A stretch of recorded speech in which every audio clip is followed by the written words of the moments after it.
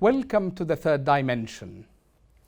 The United Nations-led project to prevent a catastrophic oil spill from the decaying FSO Safa supertanker off Yemen's coast has begun with the transfer of over 1 million barrels of oil from the vessel. For years, many organizations have warned that the neglected vessel Safa may cause a major oil spill or even explode. Observers describe the diplomatic push leading to the Safa's oil transfer as a significant lesson for other tracks aimed at resolving the 9-year war in Yemen. To discuss this topic, join me, David Gressley, the UN resident and humanitarian coordinator in Yemen.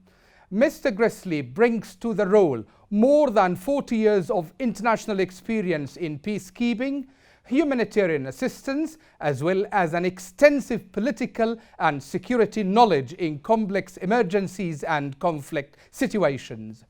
Welcome to the third dimension, Mr. Gressley. Thank you.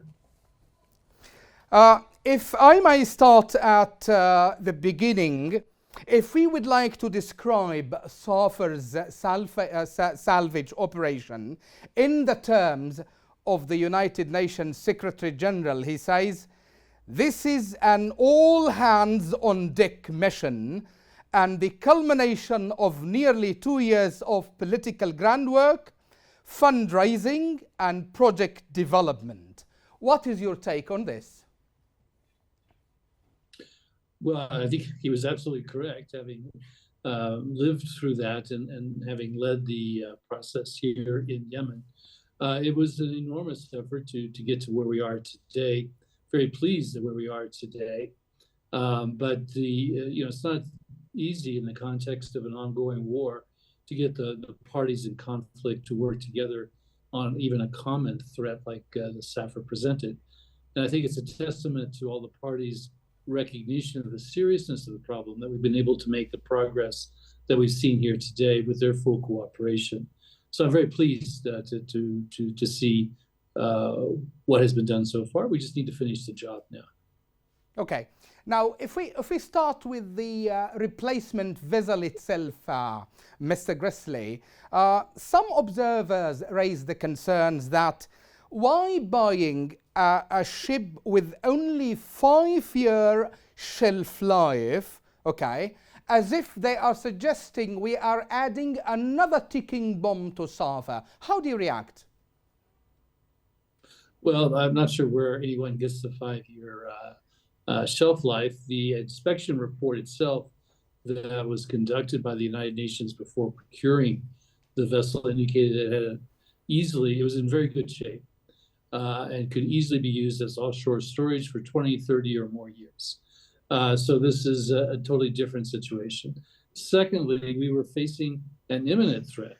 Imminent, I think, is a key word, that this vessel could explode or sink at any moment, which is no longer the case as the oil moves into a much newer vessel that's got 21st century environmental safeguards that did not exist when this vessel was built in 1976.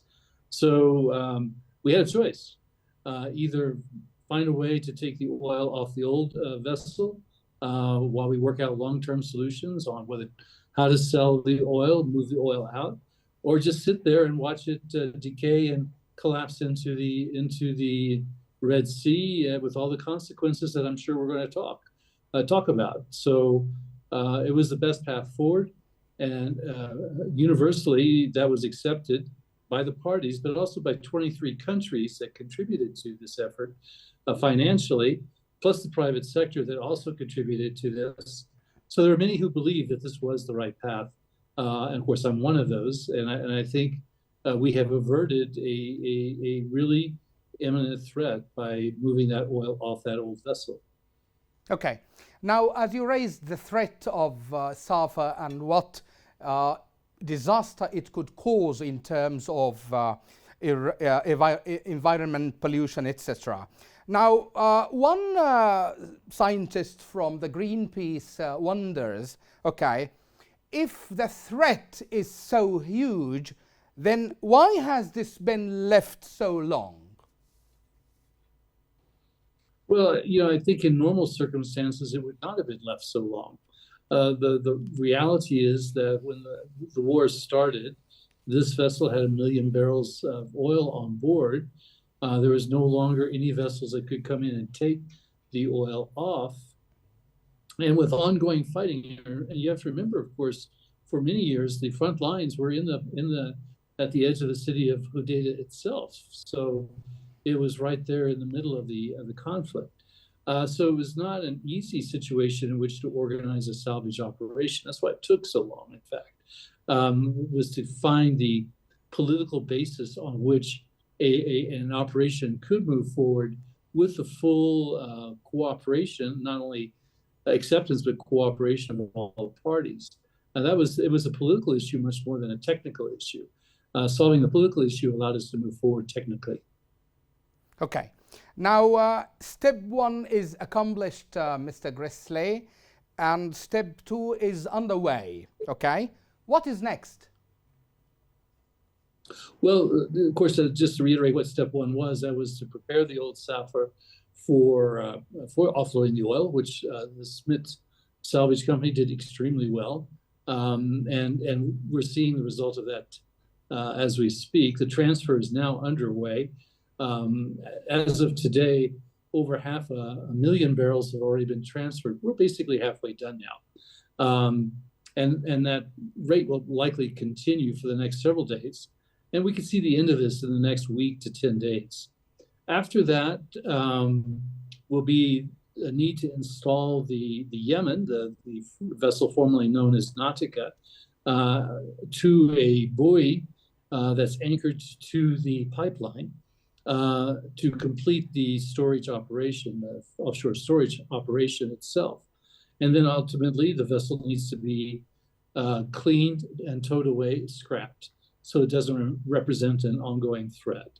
And we have ongoing discussions about other potential needs that may be there, but that's outside the scope of this project. What we're focusing on here is ending this particular threat. Okay, so we share with you this priority, Mr. Grisly, that ending the threat is the pressing need now more than any other issue, okay? But also there is, the question remains that about the ownership of the oil, Mr. Grisly, okay? You said in a previous statement that the issue is not still resolved, okay?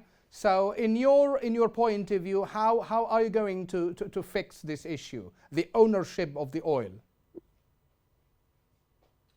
Well, that's more an issue for the parties concerned. I think, as you know, the way the oil was extracted in the past and represented by the oil that's on board the Sapphire today, there were many different state-owned and private companies involved, each of which has a stake in the oil that's remaining on the FSO Sapphire. So there's some legal issues that would need to be resolved, that would need the cooperation of the parties, of course, for that to take place. And that's likely to take some time, which is why the focus was getting the oil off the Sapphire onto a new vessel to allow that to go forward without worrying that the vessel might sink tomorrow. So that allows for a more a clearer discussion on how to deal with that problem. That too is not a part of this project, but this project will enable that discussion to go forward. Okay, so in case the ownership of the oil issue remains controversial, Mr. Grisly, okay, one observer suggested, why not the United Nations, what we call opens escrow, a kind of an escrow account for this? Is that possible? Very much possible. We've offered that as a possibility. That's a mechanism that has been used elsewhere. So yes, it's quite possible, but there has been no decision at this point in time that that's where the parties want to go. Okay. Now, if we turn to the humanitarian situation in Yemen, away from Safa, Mr. Grisly, okay, and Sure. Latest reports say that 21 million Yemeni need humanitarian assistance in 2023. The question is, does the response plan meet such dire needs? Well, the response plan itself, yes, the plan does, because it's quite comprehensive. But it's a $4.3 billion plan, which we're not receiving that much funding. Right now, we're about 32%, about a third funded right now. So that has that limits what we can implement inside the plan. So the problem is not the plan. The problem is the funding coming in. And as you know, globally, from a financial point of view, getting donor contributions continues to be a struggle. Yemen does reasonably well compared to most other emergencies. It's still one of the top 3 or 4 recipients of humanitarian assistance in the world, comparable to Ukraine or Afghanistan. So there's still considerable international support for Yemen, but the money is hard to come by nonetheless. And so that means we need to really work with authorities, local authorities, to find the best way to use the limited resources we do have to maximize their benefit. And we are going through different exercises to see how we can better integrate our work for greater output, better targeting to make sure we're getting to the most vulnerable people. So that's what we're going to focus on in the weeks and months ahead to try to deal with this limitation of funding problem that we all face. Okay. Now, also, you may have followed that the World Food Programme just 2 days back announced that they cut what we call the Malnutrition Prevention Initiative, Mr. Grisly, and this is frightening for Yemenis. So the question is the international community turning back to Yemen when the most focus goes to Ukraine, for instance? Well, as I mentioned before, it's a global problem. And the World Food Programme is they're not making cuts because they want to, they're making cuts because they don't have the funding. I need to be clear about that. But as I mentioned before, Yemen, despite the difficulties we have raising funding, still do better than most countries, and is still comparable to what's going into Ukraine and Afghanistan.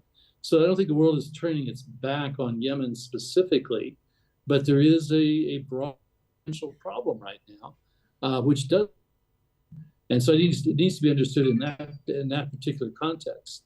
There's still considerable support for Yemen, and so that's one of my jobs, in fact, is to try to keep that message out there that this war has been devastating. The impact on people has been devastating. Families, no jobs, no incomes, and people becoming quite dependent on assistance to sustain their own lives. So that's a message we continue to circulate throughout the world on international media. And so far, that media has been receptive to this message and wants to make sure that the situation in Yemen is well covered. But the reality financially, globally, is still a significant factor. Okay. Now, another issue facing humanitarian operations in Yemen, Mr. Grisly, and this issue has been emphasized by United Nations officials in different briefings. That is, restrictions put on aid workers when delivering aid. Okay?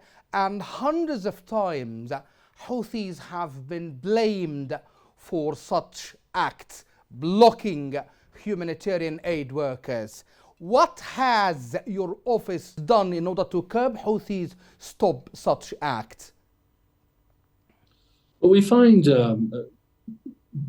access to be a problem throughout the country, often for different reasons.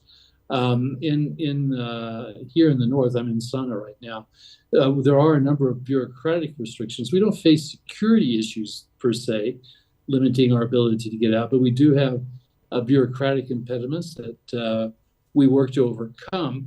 In the end, we usually succeed in that, but it takes time and considerable negotiation. We would like to see how to accelerate that. But that's the primary problem that we face here in the northern part of the country. In the southern part of the country, we also have some bureaucratic issues as well that we work to overcome. It's a constant negotiation. But also insecurity is becoming an increasing problem. As you know, one of our World Food Program colleagues was murdered, less than 2 weeks ago. So yes. And we have 5 hostages being held that were taken hostage in Abyan. So the insecurity is a constraint as well that we're working with local authorities to overcome. So we have challenges throughout the country that slow, but they don't stop. And I want to emphasize that word. We still find a way to deliver. It may take a little bit longer than we would like. It may take more negotiations than we like. But we still find a way to make that assistance delivered to the beneficiaries. Okay. A final point, Mr. Gressley, if you may. Now, some observers Sure. describe the diplomatic push leading to sulfur oil transfer as a significant lesson for other tracks to make use of in resolving this conflict. As a person who has got this kind of vast experience in conflict resolving, etc., do you see sulfur salvage operation as an indicator for future settlement, for instance? Well, it certainly doesn't hurt. It demonstrates that the parties can work even when they have high distrust, which is what you get in a civil war, and that there are ways to move forward. It's actually created, interestingly, a lot of support in, for the people of Yemen as well, who've been very happy to see this initiative come forward. It gives hope. And hope is always useful in these kinds of situations. So yes, I would like to think so. We'll see how things go forward. Really, we need to find a way to end this war so that we can let people get back to their normal lives, build their own lives back, be able to have their kids go to school, have a job, have the dignity of a job, return home. We have 4.5 million people who need to go home. So yes, if this helps, that would be a great thing. And it does indicate that it's possible to find solutions even in a complex conflict like we see here in Yemen. Okay. Perhaps a final word to vulnerable Yemenis, Mr. Gressley, who have been frightened by food insecurity, by lack of healthcare services, etc. What do you say to those Yemenis nationwide? Well, they have a very solid point. I've traveled almost every governorate in the country, and I see basically the same problem everywhere. If you're talking about the health system, let's start with that. The bulk of the health care is now more concentrated in government capital level at the hospitals there, because people just don't have access in the areas outside of the government capitals. And I've seen and heard horror stories of women trying to get treatment for they're expecting, they're pregnant, looking for assistance, and they have to travel large distances. They have no money to do so. More complicated operations are often impossible to do here. Once again, if you're in a rural area, you're not going to get that care.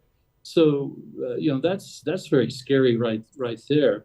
And then, of course, you mentioned food security. I'm really worried about malnutrition because that can affect a generation of children. Stunting is a major problem, rates ranging from 20 to 40%, and stunting has a lifelong impact.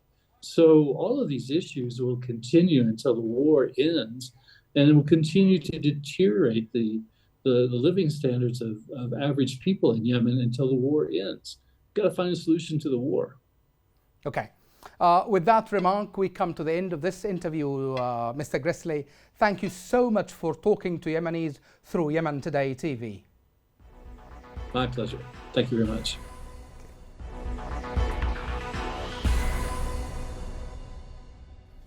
That's all for this time. See you next week with a new edition of The Third Dimension.